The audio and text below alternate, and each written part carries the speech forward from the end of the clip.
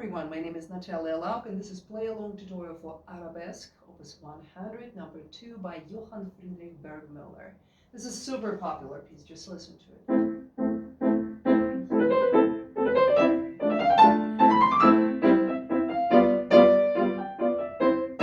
You see the attractiveness? So I didn't remember one single student who would love it from very beginning working on this one.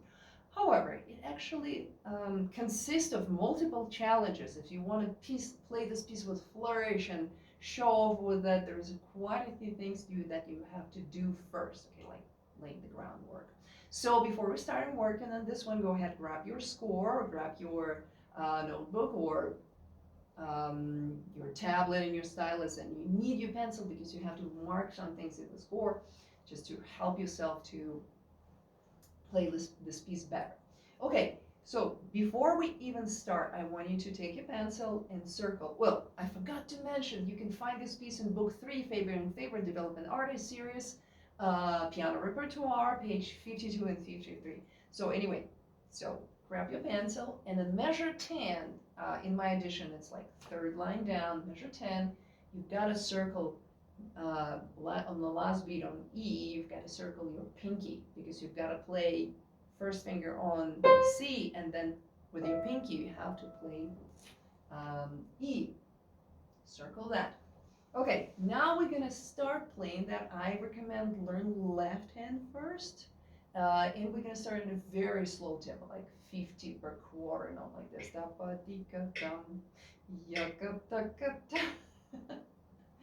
But believe me, the slower you go in the beginning, the less problems you're going to experience later, okay? One, and that's our tempo, okay? I'm actually going to have the metronome going like this. 1 and 2 and 3 and go. Quiet, short, left hand, like this.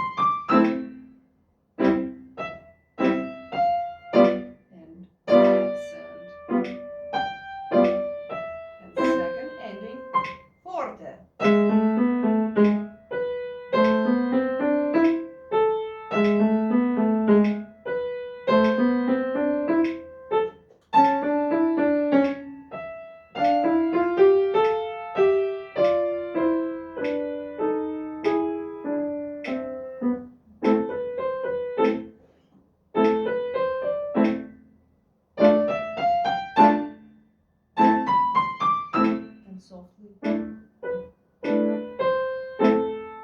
Accent. And return.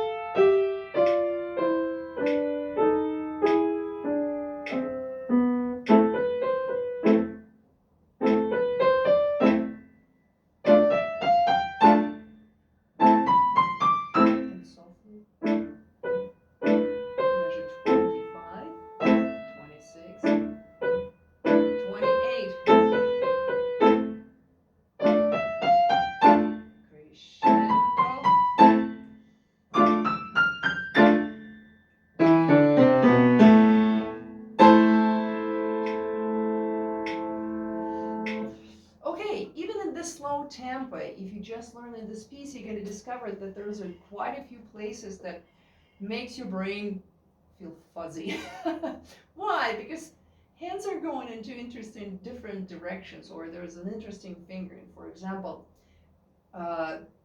anytime you have those ends of phrases that leads you into a new phrase, it's usually a tricky place. So for example, if you look at measure 17, 18, and 19 in the left hand, you will see 17 is easy for a left hand. And then you have first finger on the next on measure 18. 1, 2, 3, 2, 1, 2, 3, 4. Okay, really make sure to follow this finger. And in the right hand, in measure 17, quite easy. 3, 2, measure 18. 1, 3, 2, 1, 2, 5. So a few things to really pay attention to is the accents, because they make this piece more exciting. They propel it forward and they just surprise the listeners, honestly, because if you play but if you play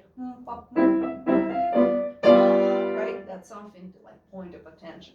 Also, make sure that every time you have the 16th notes, it actually ends with a staccato, with a short note. Don't play, because it loses the entire character if you play it like this. It has to have this insect-like quality, like, or robotic quality. Short and crisp. Okay, now we're gonna attempt it a little bit faster. I hope you, by this time, you made yourself more comfortable with the score, okay, and you can read it easily. So if you had problems reading it first time through, notice how many repeats it takes, right?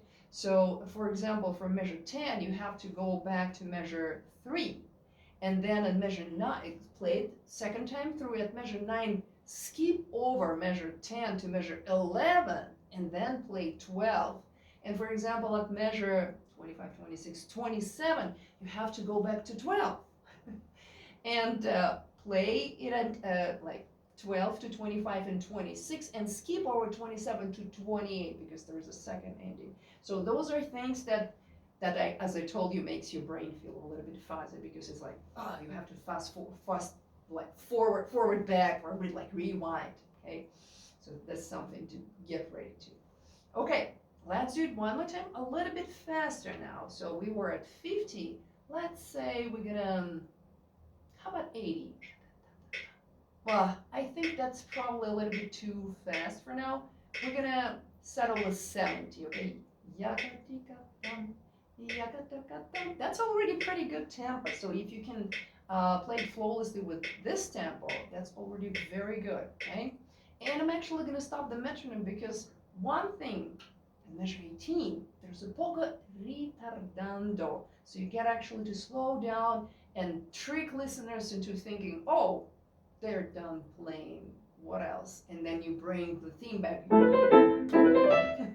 Okay, so not gonna use the metronome, but we're gonna stay approximately 70th quarter note, okay?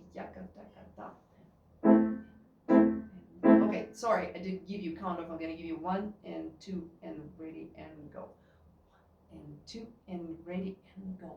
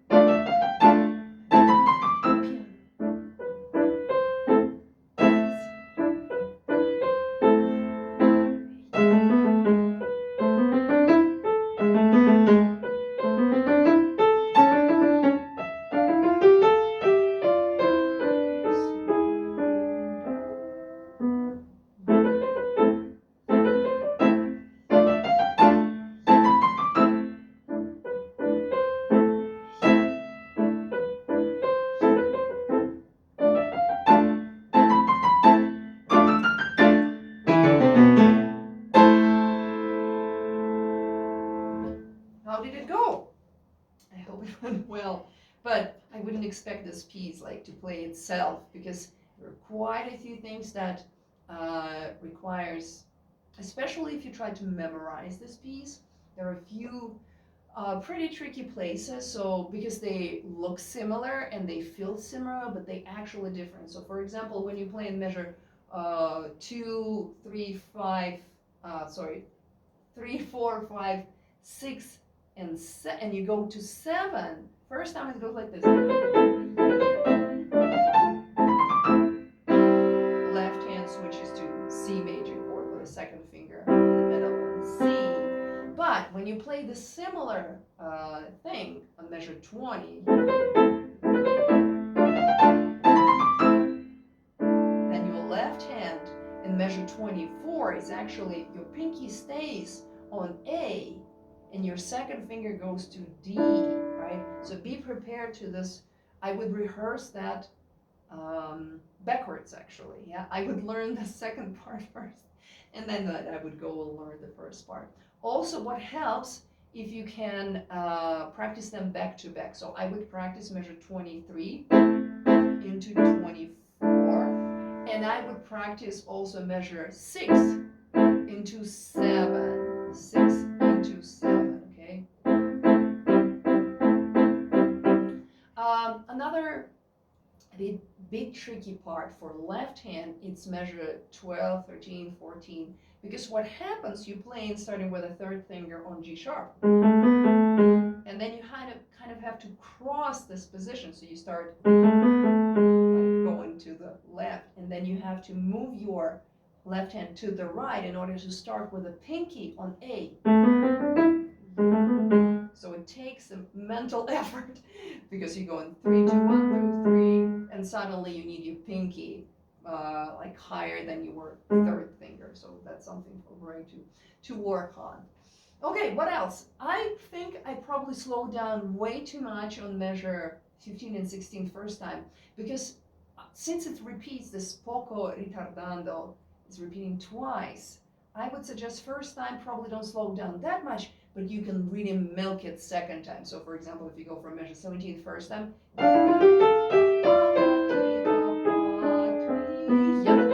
but second time,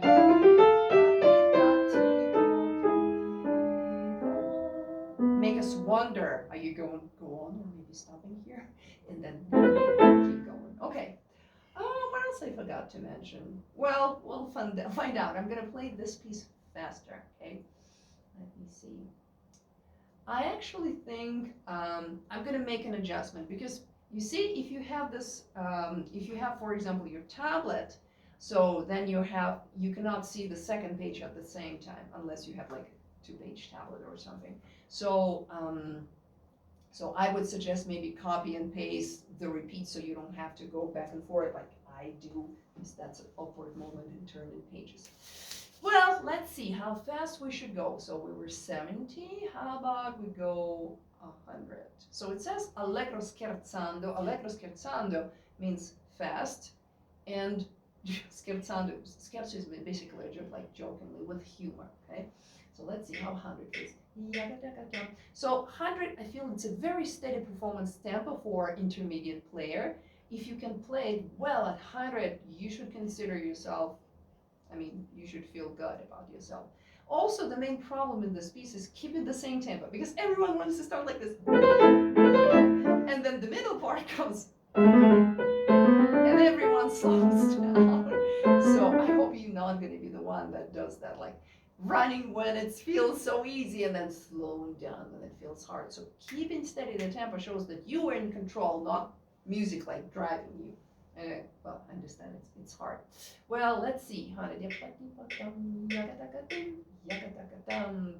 That's a good tempo. Okay, so we're gonna start 100, and then we try the faster one. 1 and 2, and ready and go.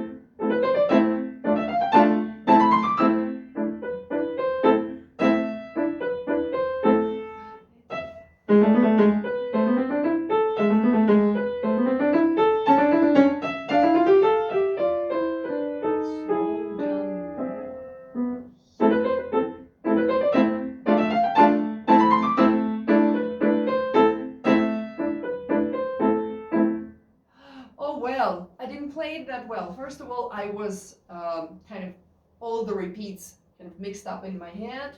And second of all, I did manage the page turn back very well. So that was quite embarrassing. So let me try one more time. And I'm actually going to keep the same tempo, 100, and see if you can follow along. Just pay attention.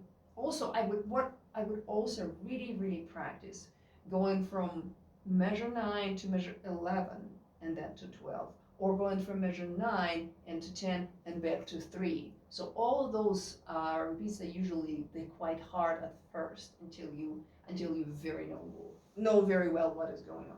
Okay, let me see what I can do here. Oh, I can turn with with my right hand.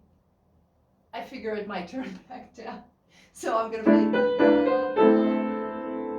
like this. I'm gonna cheat a little bit and use pedal where I'm not supposed to. But that allows me to make a very quick back turn. Okay, back to hand 100. Okay, let's try. Oh, sorry. 1, 2, 1, 2.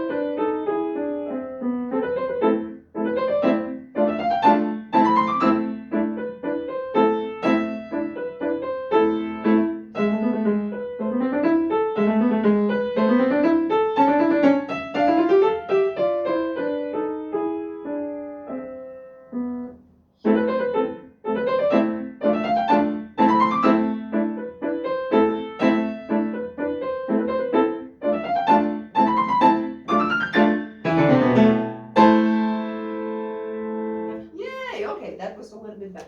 So another thing that happens usually with the 16th notes in this piece, if you start with accenting of the first note of the group of 16ths, what is most likely is going to happen is this. You're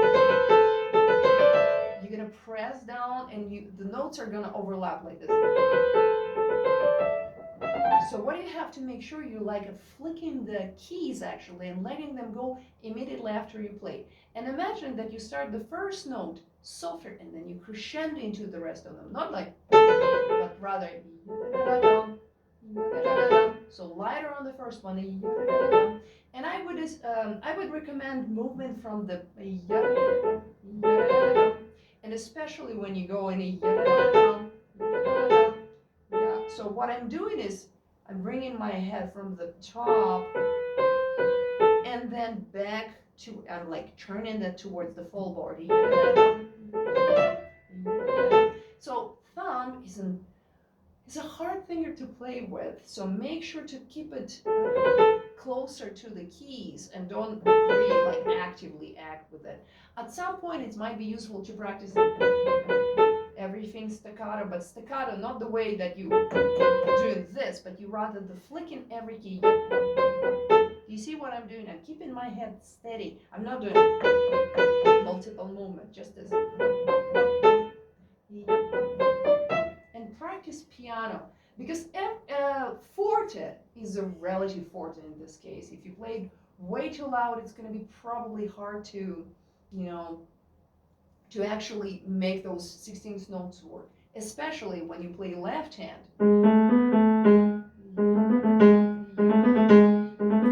So always think that the first 16th note is soft. I mean, soft sounding and crescendo.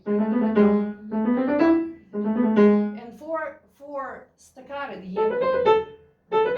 I would just like rip my hand from the keys, like use this as a trampoline. If you feel your keys actually, you will be capable of feeling how they're pushing you back. I mean, unless you're playing on the very primitive keyboard, that might not give you that feeling. But every acoustical piano and even weighted keyboards like I don't know, Numa, lots of other brands like Yamaha digital pianos, they're gonna give you a sensation of pushing back because they have this weighted thing, like imitation of weighted keys going on. Well, anyway, we practiced at 100. Let's see if we can go faster. What is the good tempo?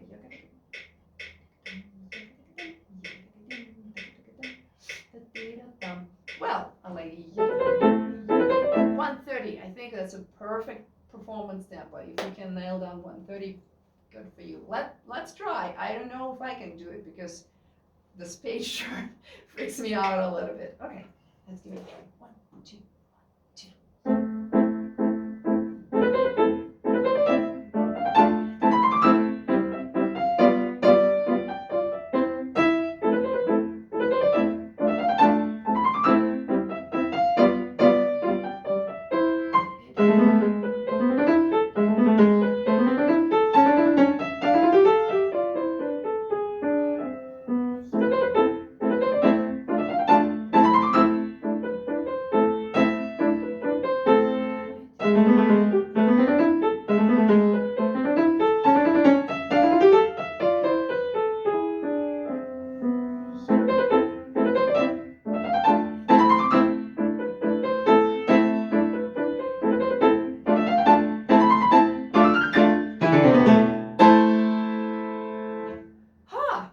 So almost almost didn't do well on the page turn, on the that page turn.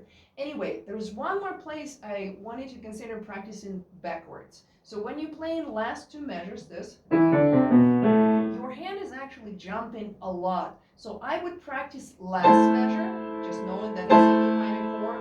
Then I would practice moving to the previous one, actually playing it backwards as well, to the playing instead of I'm playing up, right? Playing this and playing this. And then I would also practice the previous measure, this chord and going because that's something to practice for. It's not that easy. Also, you can take just a little bit time because remember, if you play before you arrive on the note, you're gonna miss it. So you have to arrive at the note and then play it, okay?